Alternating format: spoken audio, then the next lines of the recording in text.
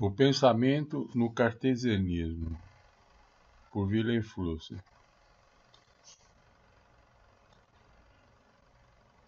Podemos duvidar das coisas extensas, mas a coisa pensante é indubitável. E a relação entre esses dois mundos, entre o mundo duvidoso da matéria e o mundo indubitável do pensamento, pode ser estabelecida somente com o concursus Dei, com a ajuda divina. A cosmovisão cartesiana, opondo o pensamento e o mundo dos corpos, e estabelecendo, portanto, entre eles uma relação de sujeito-objeto, e relegando essa relação à fé em Deus, é uma das fontes, se não a fonte principal da civilização ocidental, tal como a conhecemos.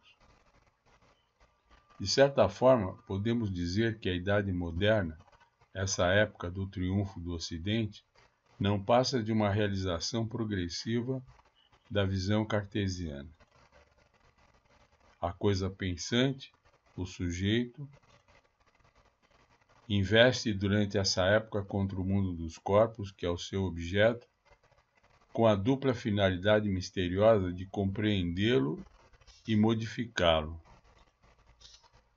A ciência é o método pelo qual o pensamento se precipita sobre os corpos para compreendê-los. E a tecnologia é o método pelo qual o pensamento se agarra às coisas para modificá-las. O próprio êxito desses dois métodos, que é o triunfo do Ocidente, é também, a meu ver, o começo do fim da Idade Moderna e talvez por isso mesmo o começo do fim do Ocidente.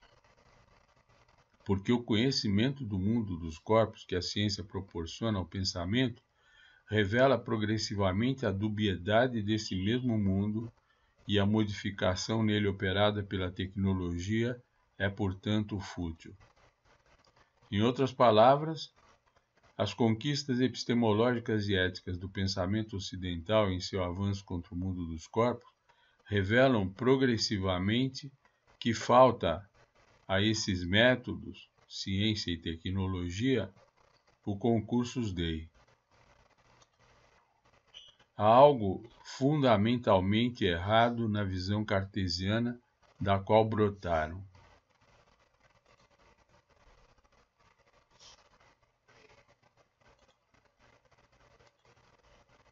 Se a física moderna revela progressivamente e de muitas maneiras que o fundamento da matéria é o pensamento, já que os elementos da matéria se revelam como sendo mais símbolos do pensamento que outra coisa, nêutrons, mesons, etc., e já que em certos processos fundamentais não é possível fazer essa distinção entre observador e observado, isto é, entre sujeito e objeto, há algo errado na física como método do conhecimento. E se a tecnologia modificou o mundo dos corpos a ponto de tornar perfeitamente imaginável um estágio de fartura e de lazer, sem que, com isso, diminua a angústia e o tédio humano, há algo errado na tecnologia como busca da felicidade. Esse erro fundamental devemos buscá-lo, ao meu ver, no conceito do pensamento tal como foi projetado, pela visão cartesiana e realizado pelo Ocidente no curso da Idade Moderna. A dicotomia que Descartes estabelece,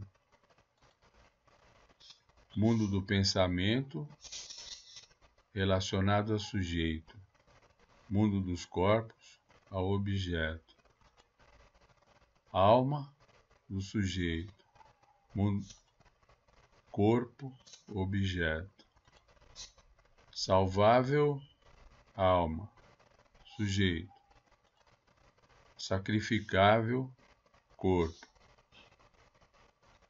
Entre corpo e alma, entre o duvidoso e o indubitável, é, a meu ver, uma dicotomia nefasta.